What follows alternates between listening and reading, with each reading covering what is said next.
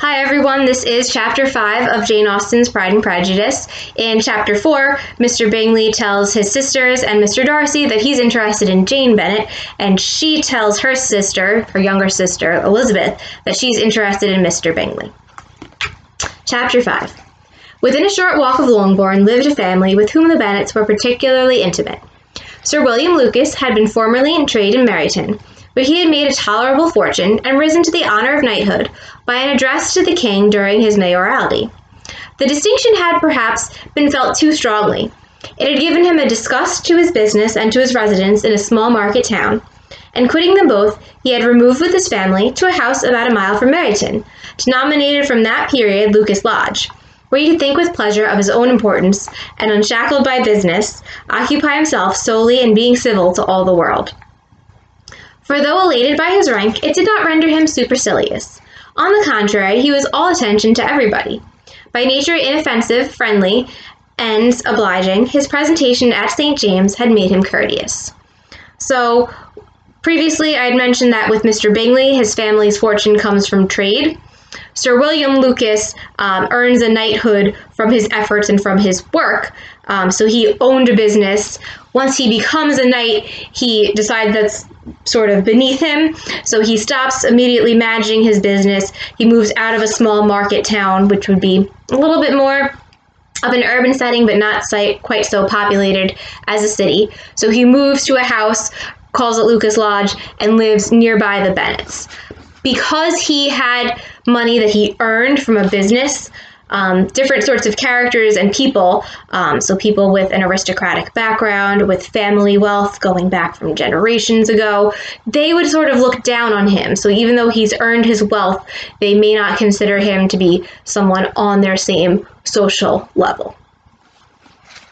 Instead of becoming supercilious and condescending because of his knighthood, instead, Sir William Lucas is just very friendly, very accommodating, always wants to help people, to try and do what he can. So he turns that sort of benefit into helping others, and just being really friendly and nice about it. Lady Lucas was a very good kind of woman, not too clever to be a valuable neighbor to Mrs. Bennet. That's a little burn that Jane Austen's putting in there. So she's saying that Lady Lucas is very nice and a good lady, but she's not too smart, and Mrs. Bennet also isn't too smart, so they can be good friends because they're both on that same intellectual level. They had several children, so Lady Lucas and Sir William Lucas. The eldest of them, a sensible, intelligent young woman, about 27, was Elizabeth's intimate friend. That's Charlotte Lucas. That the Miss Lucases and the Miss Bennets should meet to talk over a ball was absolutely necessary, and the morning after the assembly brought the former to Longbourn to hear and to communicate.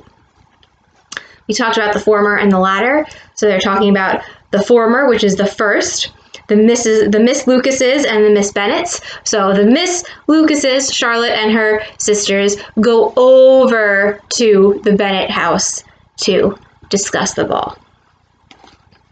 "You began the evening well, Charlotte," said Mrs. Bennet, with civil self-command to Miss Lucas. "You were Mr. Bingley's first choice." "Yes, but he seemed to like his second better." "Oh, you mean Jane, I suppose, because he danced with her twice. To be sure, that did seem as if he admired her. Indeed, I rather believe he did. I heard something about it, but I hardly know what. Something about Mr. Robinson." "Perhaps you mean what I overheard between him and Mr. Robinson. Did I mention it to you? Mr. Robinson's asking him how he liked our Meryton assemblies, and whether he did not think there were a great many pretty women in the room, and which he thought the prettiest? And his answering immediately to the last question, 'Oh, the eldest Miss Bennet, beyond a doubt. There cannot be two opinions on that point.' So overheard in conversation that Mr. Bingley has also said to someone else at the ball that Jane Bennet is the prettiest." "Upon my word! Well, that was very decided indeed. That does seem as if, but, however, it may all come to nothing, you know." So Mrs. Bennet is doing sort of a humble brag. She's saying, "Oh yeah, that does look pretty good for Jane, but what do I know?" She's pretty confident. "My overhearings were more to the purpose than yours, Eliza," said Charlotte. Eliza's another name, short name for Elizabeth. So Eliza, Lizzie, Elizabeth, all the same character, said Charlotte. Mr. Darcy is not so well worth listening to as his friend, is he? Poor Eliza, to be only just tolerable. I beg you will not put it into Lizzie's head to be vexed by his ill treatment, for he is such a disagreeable man that it would be quite a misfortune to be liked by him. Ouch. So, in other words, Mr. Darcy is so annoying that who would actually want to be liked by him? Mrs. Long told me last night that he sat close to her for half an hour without once opening his lips. So, Mrs. Long, another neighborhood lady, Mr. Darcy apparently sat by her for 30 minutes and said nothing to her, which looks pretty obnoxious. Are you quite sure, ma'am? Is not there a little mistake? Said Jane. I certainly saw Mr. Darcy speaking to her. Aye, because she asked him at last how he liked Netherfield, and he could not help answering her, but she said he seemed very angry at being spoke to. Miss Bingley told me, said Jane, that he never speaks much unless among his intimate acquaintance. With them he is remarkably agreeable. I do not believe a word of it, my dear. If he had been so very agreeable, he would have talked to Mrs. Long. But I can guess how it was. Everybody says that he is ate up with pride, and I dare say he had heard somehow that Mrs. Long does not keep a carriage, and had come to the ball in a hack chaise, which is a rented carriage, very scandalous. You'll notice a lot of characters judge others on what they have, how they've earned their money, and having a carriage was sort of the equivalent of having a car, where people would judge others based on what they possessed. Notice, too, how when characters are speaking about each other in their dialogue, we also learn a little bit about the characters themselves and what they say. So we know that Mrs. Bennet loves gossiping. That comes out in this chapter. And we also had seen previously, Elizabeth told Jane that you always see the best in people. And here Jane kind of defends Mr. Darcy, even though he's pretty obnoxious. She says, oh, I heard from Caroline Bingley that he only talks to people he knows really well. So even though he seems to be this miserable person, Jane Bennet's like, well, let's just see, give him a chance, which is very Jane Bennet-ish, that she wants to see the best in everyone. I do not mind his not talking to Mrs. Long, said Miss Lucas, but I wish he had danced with Eliza.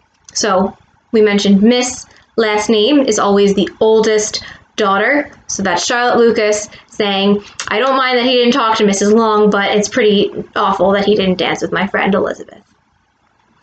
Another time, Lizzie, said her mother, I would not dance with him if I were you. I believe, ma'am, I may safely promise you never to dance with him. We don't get a dialogue tag, but we know that it's Elizabeth because she's responding to Mrs. Bennet. His pride, said Miss Lucas, does offend me so much as pride often does, because there is an excuse. Oh, I'm sorry. His pride, said Miss Lucas, does not offend me so much as pride often does, because there is an excuse for it.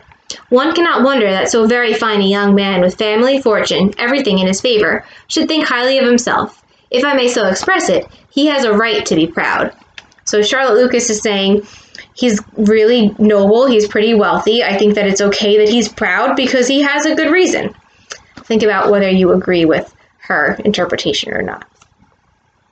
That is very true, replied Elizabeth, and I could easily forgive his pride if he had not mortified mine. So Elizabeth says, maybe you're right about that, but since he insulted me, I'm not going to be quite so forgiving. Pride, observed Mary, who piqued herself upon the solidity of her reflections, is a very common failing, I believe.